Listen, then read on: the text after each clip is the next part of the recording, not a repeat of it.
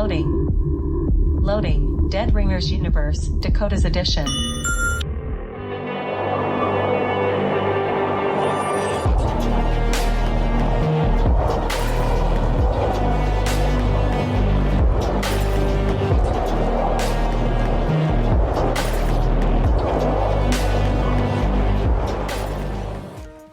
After parking the dune buggy, I quickly noticed that parked around us are a few surprisingly nice, shiny sports cars, which are oddly out of place for a town like Torrid. How did these cars drive over sand without falling apart and getting dirty? Who do they belong to? As we walk through the crowd, the music vibrates the ground and thumps in my chest. Never in my life have I seen ringers who left their glowers on. It's still registering to me as I pass by them within the sea of people. Usually ringers want to remain blended in with humans as much as possible, but these ringers almost seemed proud to show off they were robots. Every ringer around me has lit up purple pupils along with the usual hidden line indicators that all ringers have. 3 lines under one of their eyes and 3 glowing lines on their wrist. Elliot, Teltum, and Price all proceeded to walk ahead of us, but I grabbed Sid's wrist, stopping her. Sid, where the hell are we right now? What is this place? Sid gives me a smile before she speaks. First things first. There's something important that we need to do. We have to take care of it immediately. Sid grabs my hand without giving me a chance to question her. She continues to lead me through the crowd of dancing humans and ringers. As we pass by a large rock, I then notice a boulder from the corner of my eye. In large glowing letters is a design spelled out in a unique way wishing me a happy birthday. I stop in my tracks with a smile, causing Sid to stop with me. She looks in the direction of where I'm staring, then begins to smile even wider herself. Damn, I was hoping I could walk you past this before you saw it, but oh well. I asked a friend of mine to paint it for me before we got down here. Do you like it? That's why we were up there for so long, just waiting around. I look at Sid with a giggling smile, then bring her to me with a big hug. Of course I love it. This is so cool. Who would have known a place like this existed in our dry-ass town? This is amazing. A few moments later, we're both standing in a short line which leads into another entrance behind a wall. Standing in front of us is Elliot, but Price and Teltum are nowhere to be found. What's this line for? I asked Sid confusingly, but before she could answer, Elliot speaks up with her own lost face. It's for the CS. I give Elliot a funny look. CS? Elliot looks at me like I'm an idiot. The confidentiality seal. What the hell? She takes that moment to look at Sid with bewilderment. Have you not told her about this yet? Sid sighs and shakes her head, causing Elliot to react by throwing up her arms and cursing. What? What's going on? What is she talking about? Sid. Oh, come on. Why in the hell would you bring her here without carefully explaining this shit first? Jeez, what the hell are you thinking? Now this chick is about to go balls off the wall, ape shit. Watch, here we go. Any minute now. Sid lets out a loud sigh. I didn't want to explain everything immediately because I thought she might not want to come. I grab Sid by the shoulders and look her square in the eyes. Sid, please tell me what is going on right now. What haven't you explained to me? Sid does yet another big sigh and looks as if she were getting her thoughts. Okay, you know hoppers, right? You know them. It's safe to say you know how they work. I nod my head at her as I listened intent. Okay, well, hoppers aren't the only ones hustling the Marco Vital Force and Regal system. There are ringers who call themselves glowers, and they look just like all of these ringers around us dancing around with their light indicators on. Damn it, how do I explain this? Just look at it this explain way. it. Glowers are a lot grimier and more ruthless than hoppers. Oh. Yeah. They take care of the more even dirtier work, and they have like strict no humans or like outsiders allowed policies. Like they willingly murder anyone to keep themselves a secret. This is what the actual hell? Wide-eyed, I look around at all of the glowing ringers around me, nearly holding my breath. My skin goes cold, and I force myself to stop my knees from buckling beneath me. The only ones allowed to know their existence are hoppers. And the only reason that I can tell you this right now is because this place right now that we're standing in, look around this place. This place is considered a safe space. Oh, I feel so sick. Anyone in here is required to, yeah. You're required to get a CS to come in, CS.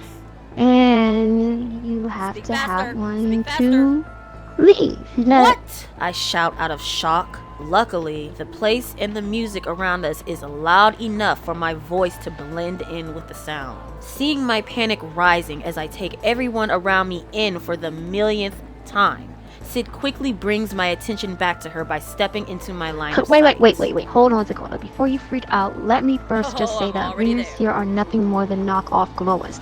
They just keep their indicators on for fronting and party purposes. Do you see all the humans in here? Real glowers wouldn't have allowed any of us regular folks to set foot in this place. They probably wouldn't have allowed, Elliot, Hilton, and Price since they're hotless. But even they're hardly allowed in Glower City. Jacqueline, the ringer who runs this place up today, is the only one who used to be a glower. In order to party here and know of this place's existence, you kind of have to promise to her face to face that you'll never speak of this place. If the actual glowers knew she was making money off their culture to bozos, they'll leave her and everyone who participated in this, like us, ripped to pieces. Ray. Oh my god, what the actual fuck? Sid was never very good with her words, and that fact clearly hasn't changed a goddamn bit. Elliot spitefully chuckles at the look on my terrorized face. Let me guess, you want to go home now? Well, too bad, because like Sid just explained, in order to leave, you must first have the confidentiality seal that says you won't speak about this place or about glowers. I guess she did sugarcoat one thing though, that should be made clear to you. So I'll say it slowly. If you don't get a CS, they will kill you. Are we clear? I settle my shaken eyes on Sid, who looks at Elliot with annoyance before once again looking back at me with guilt. Finally, my panicked bubbled words hit the surface and I yell them out at her like a kettled pot. Sid, why in the hell would you think that this is okay? What are you thinking? They'll kill me if I don't agree to this? How could you do this to me? How could you not explain this to me? Oh my god, this is a life or death promise that I am making here tonight, and I had no say in it. I have never, you know this, I have never wanted to be part of this world. You know this. Oh, and also glowers, Sid. Glowers? You have me involved with glowers who want to kill me? Sid throws her head back before looking at me again with puppy dog eyes. Dakota, I swear this isn't as bad as it sounds. If you know all about the Hoppers' doings in this town, you're already a part of this world. Hell, Dakota, everyone in this town is part of this world by default, whether you like it or not. Hoppers who live in skyscraper cities like Burlow Heights don't even allow regular people to know the things we've known our whole lives. The only reason we get away with it here is because this town is made for Hoppers. We're damn near Hoppers ourselves. Hopper bystanders, if anything. Hopper, you get the point. We're a part of the world, Have you ever called the cops on the Hopper? Hell, no you haven't. Why? Because you know better. You know the code. I scoff angrily at Sid. Ugh, give me a break. I am not a fucking Hopper, Sid, and I never will be. The only reason I never call the cops is because the sad excuse for the law here doesn't exist. After that comment, Elliot steps to me with a cold expression on her face. Are you saying you would happily, without a second thought, snitch us all out if a pig was happy to hear you Hold squeal? on. That's not what Dakota meant. She's just panicking with her words. Relax, Elliot. I huff with an angry chuckle before turning on my heels and begin stomping towards, wherever. I don't know. I just needed to get away. I wanted to leave, but I didn't even know how to get the hell out of this damn place. This is by far the worst birthday of my life. Thanks a lot, Sid, for trying to bind me to a goddamn contract that I didn't ask for. Suddenly, I accidentally bump into someone, nearly sending me backwards. The person I bumped into barely moves, making me realize I collided with a ringer. The ringer woman has glowing purple pupils and has on a purple and orange hooded t-shirt with black pants and lit up purple boots. The t-shirt has a large black X over an upside down, sloppily drawn smiley face. Now that I think about it, I've seen the same outfit on a few other ringers walking around. They must work here. Before I could apologize and excuse myself, she lifts her hand, causing a purple scan to go across my entire body. You don't have your CS yet. Let me walk you to where you need to go to get that taken care of. What the? Excuse me? Did you just scam me without my permission? The ringer steps up to me and looks as if she were getting ready to grab me by force. But as if a well-timed savior, Teltum shows up out of nowhere and greets the ringer. Hey Tina, what's up? She's with me. I'll take her to get her CS taken care of. We just accidentally lost each other for a second. If I see her again without it, there will be problems. Get going. Teltum nods his head and gestures at me to walk back over towards where I left Sid and Elliot. So I comply and begin the walk. Teltum shakes his head at me with obvious annoyance. Wow, you are a fucking idiot. I stop and snap my head at Teltum. This was the first time he's ever said an entire sentence to me, let alone be vocally rude. Excuse me? Did you just call me an idiot? Teltum waves me off and keeps walking past me before finally stopping to look back at me. I guess he realized that I was still standing in place. You're worried about me calling you names, princess? Do you know when a ringer has a strength cap raised when you bump into one? You are about to be ragdolled. And she ain't the only one built like that in here looking for blank CSs. You humans don't stand a chance as rule breakers up in here. I take that moment to look over at the ringer who is sternly looking our way through the thickness of the crowd. She was fully invested in watching us and making sure we were doing as promised. I've heard of ringers getting illegal strength cap raises, but I've never been face to face with one due to how rare it is. It takes a skilled hopper to break strength cap programming without getting caught. Every ringer's strength cap is different because every ringer was a human once with different athletic skills, abilities, and strengths. Marco Vital Force meant it when they said they give ringers the human experience. But not all ringers want to be what they once were. They want to be more. They want to be monsters. My thoughts are shattered as Sid suddenly comes running around Teltum and looks me over with worry on her face. Oh my god, where did you go? You can't walk around here without your confidentiality seal. Your friend is trying to get her ass killed. Teltum shakes his head at me before turning and vanishing into the crowd.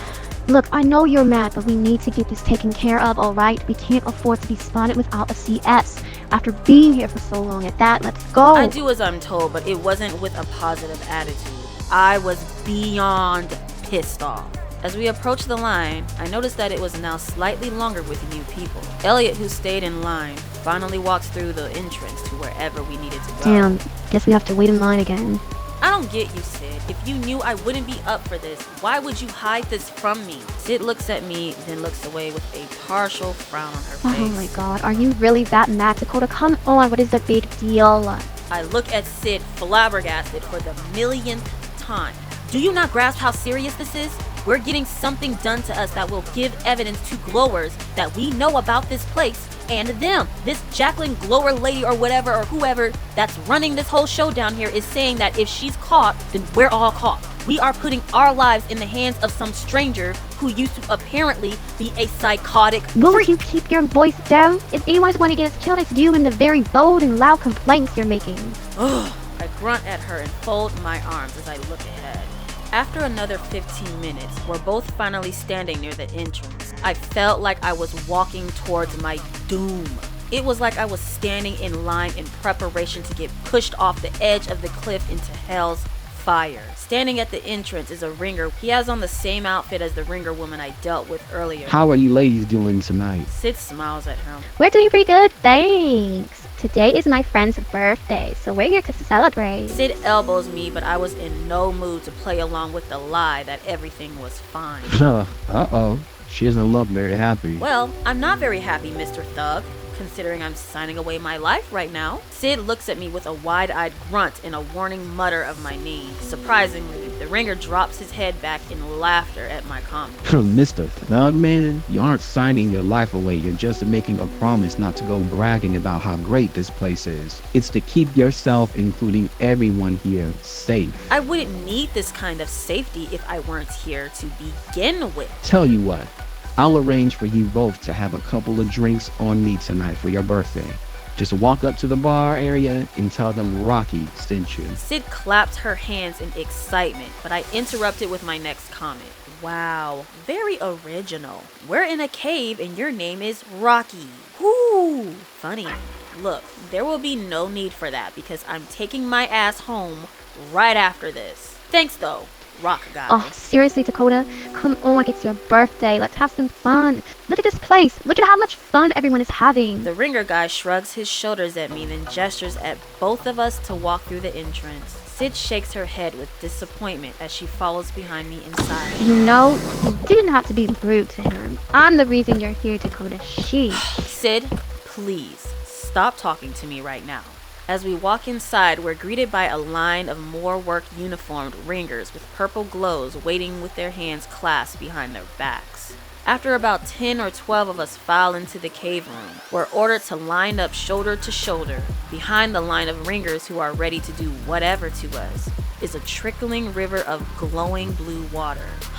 All of this blue water likely comes from the Neon Shores ocean.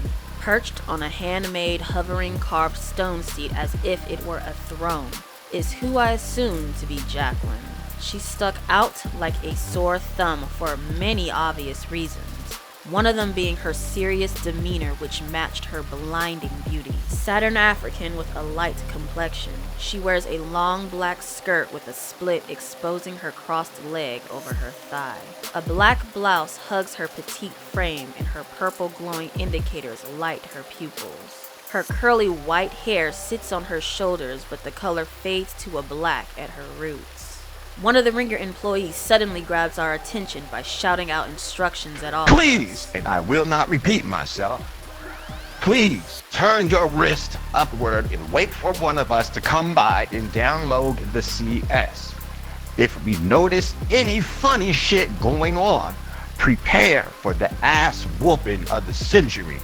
So let's not be stupid and get this over with. I look at Sid with a scowl, but she was obviously avoiding making any eye contact with me after hearing that comment. One by one, the employee ringers walked to each of us reciting some bullshit before gripping an arm to do whatever had to be done. It's obvious who in line is a ringer or a human since only the humans were screaming in agony from the grip. Wow, happy birthday to me. I then notice that as soon as the employee ringers let go of the wrist, there isn't a mark. All that pain for nothing to even show up on our skin? I guess it only shows up when a certain kind of light is shined on it.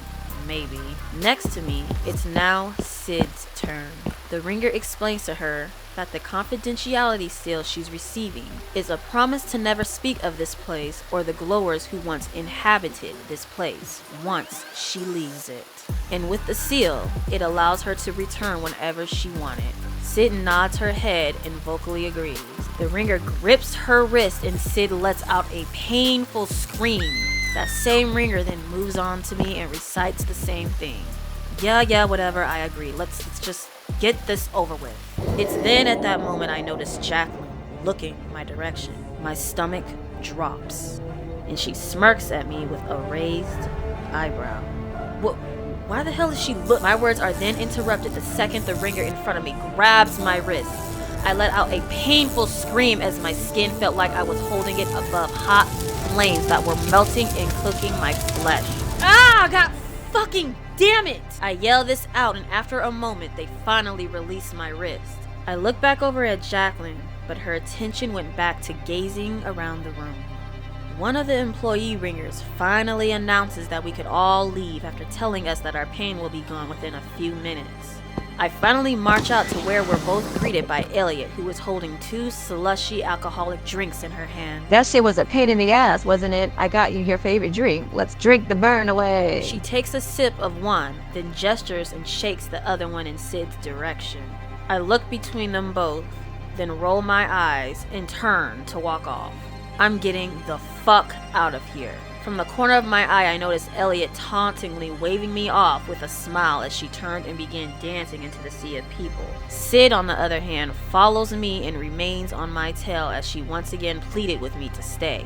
Silly string begins spraying everywhere as everyone hops to the music. Price then pops out of the crowd and playfully grabs Sid by the waist, but she shoves him away and keeps following me.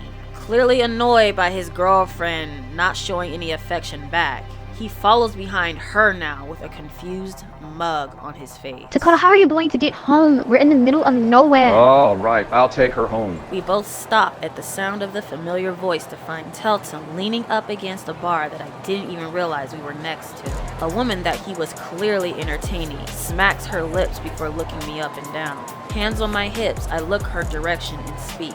Okay, yeah, you know what? No. Relax, babe. It's not like that. He'll be back. I then look over at Teltum. You giving me a ride? Let's go. Before even hearing a response, I turn and continue my walk over towards where we parked. Saying I was done with all of this is an understatement. My blinders were on, and all I wanted to do was get as far away from this crazy-ass place as soon as possible. From behind me, I hear Sid and Price begin to argue. She seemed to finally give up on me because when I approached the buggy and turned around, only Teltum was walking up. We both silently climb into the buggy and drive over to the area where we got lowered into. A Ringer employee standing next to the rocky wall walks over and scans us to make sure we had the CS. After seeing whatever they saw on us, the employee signals the floor to rise with a wave of his hand. For the final time, I look over at the crowd of people having the time of their lives, then look away as the view finally disappears. We finally rise up into the cold, dark desert. Once the ground beneath us settles, Teltum begins to drive off.